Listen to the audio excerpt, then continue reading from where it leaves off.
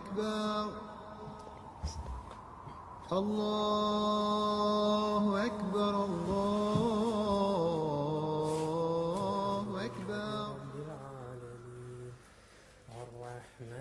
Suzanne is 22 and has been a Muslim for 2 years. She decided to get married 5 months after converting to Islam and now has a baby daughter. غير المغضوب عليهم ولا الضالين آمين. I'm just going to start on the shepherd's pie. I never even thought, you know, in my younger days that I'd even think about becoming a Muslim. And I just started thinking, well, there's got to be more to life than going out and, you know, working as just what I was doing. And it went from there. I started questioning everything, really. I wanted proofs, you know, and Islam was really the only religion that could offer me proofs of that. And I asked all the questions which I needed to, you know, ask were answered over the course of about 3 months. And then it was just a case of taking that step. As my husband, Imran fulfills the rights of housing your wife, yeah, providing a house for paying. I don't pay anything towards the rent or if you buy a house, yeah. All my clothes, Imran buys. I mean, that doesn't mean to say I can't go out and buy my own, of course, yeah, but that is a right of the Muslim woman that she's provided for. And the fact that Imran should, I mean, the Prophet used to help his wives in the household, and that should really be shown also, yeah, which Imran does, of course. Not many people would think that a Muslim man would do that, you know, help out his wife and look after the baby. Because people don't actually see Islam for what it is. They tend to see the stereotypes, the cultures. In many cultures, the men won't do things like that. You know, the woman will possibly even be oppressed in certain cultures. But that's the difference between culture and Islam. And in Islam, you know, the woman is not oppressed in any way. Which is, it's just a big stereotype that needs to be broken down, really. That's right. Yes, it's daytime. It's daytime, look. Okay. Okay. Don't give me trouble now. Don't give me trouble. Okay? Okay.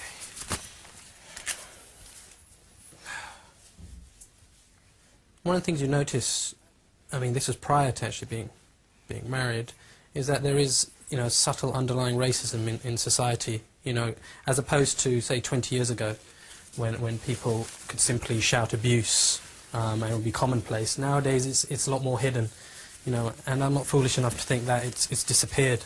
On the contrary, there is still lots and lots of racism out there.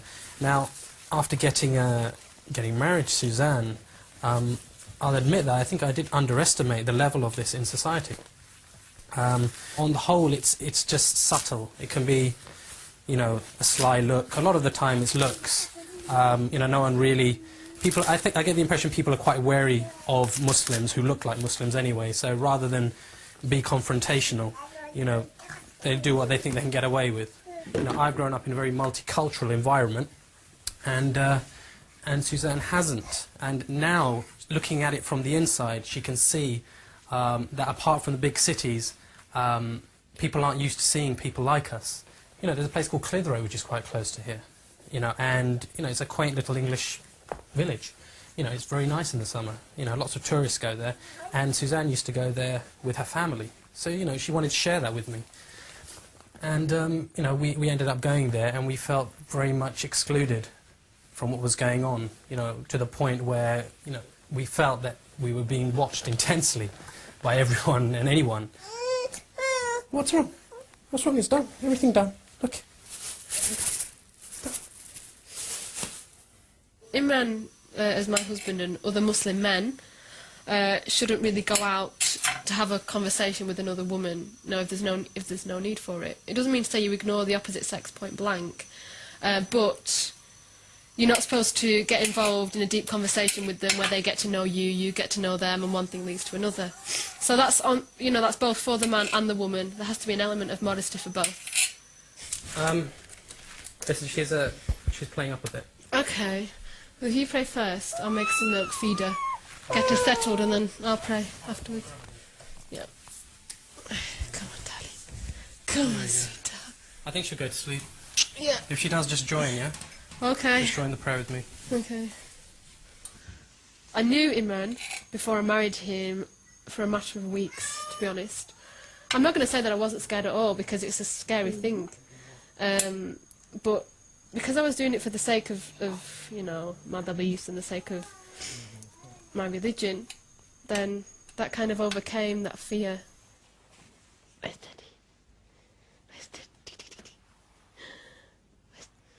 It's an important thing when you're getting married that you're attracted to that person. It's one of the things that's stated. Beauty is one thing that you take into consideration.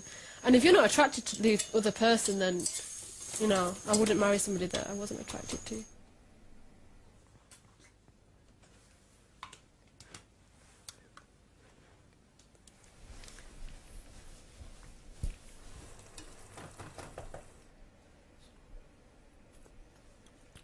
Cooking is actually an interesting subject because one of the first things that Suzanne said to me, which was born out of a fear of being expected to cook, I think, was that she couldn't boil an egg. I just said, look, you know, we've both got defined roles within Islam, but there's going to be give and take. To be honest, I'm not that fussy with food. You know, I could bear, you know, the odd average meal. She's not listening. For you know, for a little while, but you know, to be honest, I'm really proud of her because she's just taken to it like a duck to water. It's just what she does, you know, and she does it very well. You know, Suzanne's got a whole variety of stuff from Caribbean, Mexican, Indian, Italian, English, traditional English dishes, and well, she keeps on surprising me really. I suppose I've been rewarded for my my patience, I suppose. Come on. Yes. Okay, Imran. Yeah? I need to pray. Can you take her for me, please?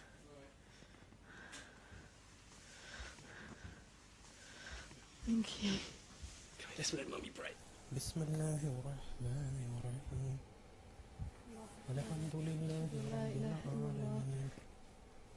أشهد أن محمد رسول الله حي على الصلاة حي على الفلاح قد قامت الصلاة قد قامت الصلاة الله أكبر لا إله إلا الله. Suzanne and her husband have been invited to a friend's wedding, and Suzanne is keen to integrate her side of the family into her new life. Are we going to ask my mum to come tomorrow to the wedding? Because you thought it'd be a good idea. I think it's a good idea because, as of yet, I don't think that we fully involved your side of the family in the kind of the complete way we live our lives. I mean, they're obviously aware that we're Muslim and we practice Islam. I'll see what she says.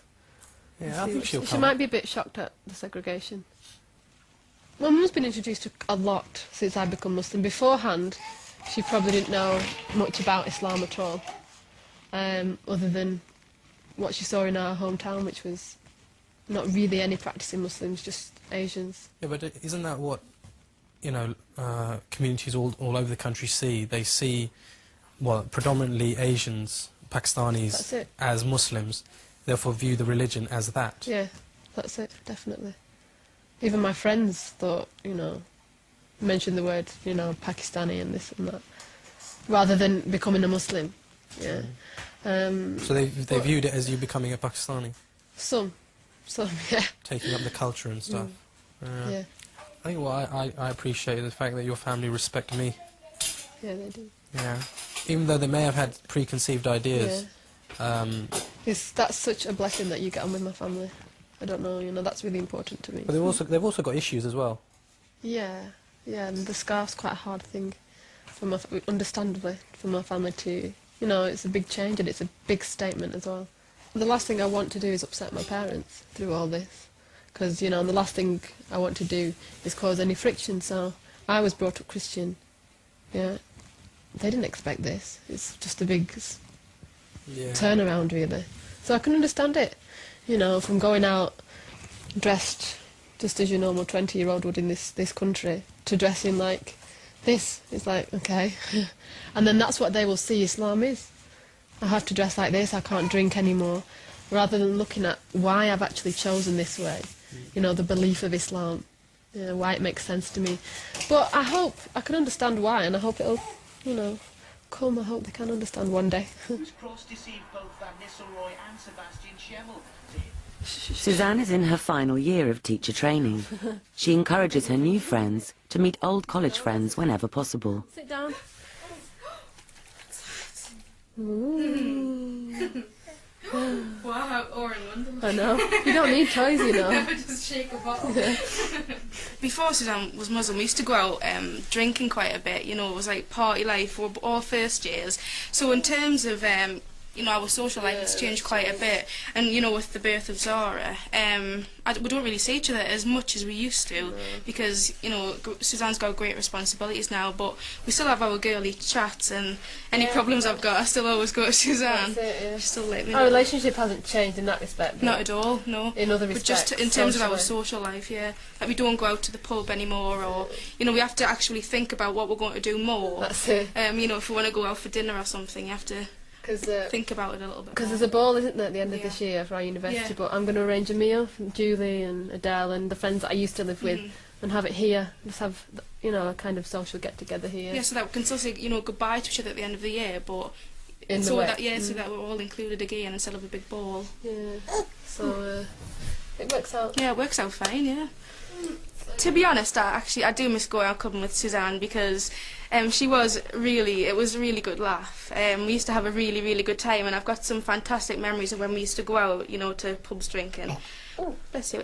But, you know, it doesn't really matter to me, whether, because I've still got other friends who I can go out with. And Suzanne's still fundamentally the person that she was, you know, to talk to, so it's still okay. It hasn't changed, like, the strength of friendships. It's just changed what you do together. Definitely, yeah.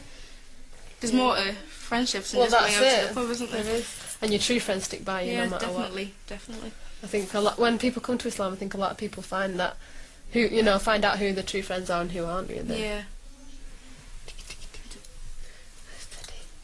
To his horror, it was the Frenchman who scored the goal. Imran, Yeah. is it okay if we go to my mum's now?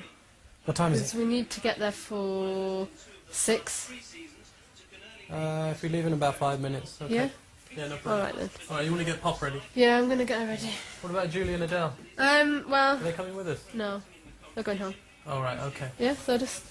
Oh, Jack. Make sure they say bye before they go. Yeah, of course. Suzanne's mother and grandmother still live in the area where Suzanne was brought up. I think they've taken it really well, considering everything in the past 2 years, what they've had to take on board, Imran, Zara, my course, and becoming Muslim. Then I think they've dealt with it really well. I know there's some things, such as Christmas and, you know, etc., that they still feel upset about, and I'm not going to pretend that it's easy, but it certainly has not made our relationships worse.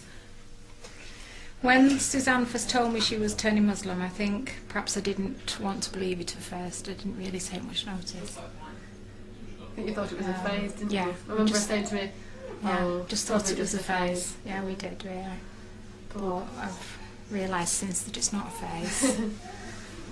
And we have to accept it, don't we? Well, it's not that bad, is it? No, it's not bad. No, So- Mum's been very supportive. As long as she's happy, then, you know, that's all that matters really to me. As long as she's happy. Yeah.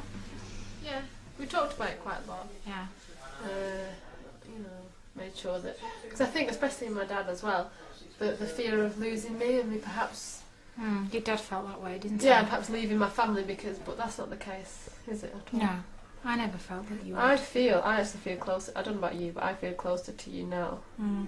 We've always been close, but Islam's taught me what parents mean and what your mother means and Yeah. the way I would have spoke to my mum in the past, as a teenager, As a teenager, I would never dream of speaking to my mum like that now. no. At Christmas time it is hard because perhaps on Christmas Day itself I still would like us all to have a meal together, and that doesn't happen now, and especially now Zara's born. I remember last year on Christmas Day night feeling Yeah. But the thing is, This year I'm more prepared for it, I suppose. yeah, it gets easier, and and I understand that it's hard. I really do. I'm not, it's hard, but then I see it. Well, Christmas isn't everything, is it? No. The Christian belief in Jesus is that he is the Son of God contradicts what I believe. And going there and having a meal on Christmas Day, even though your intention is not to celebrate it, you are in fact sitting there celebrating it. Now I can understand that people will say, well, why can't why can your family come and celebrate your celebrations but you can't celebrate theirs? But it all depends on the individual. In taking part in maybe Eid or an Islamic wedding wouldn't be contradicting anything that my mum believes in her life. It wouldn't be contradicting her way of life. She'd simply be coming to maybe educate herself about, Islam, about Muslims, and, having an opening to the way I live my life.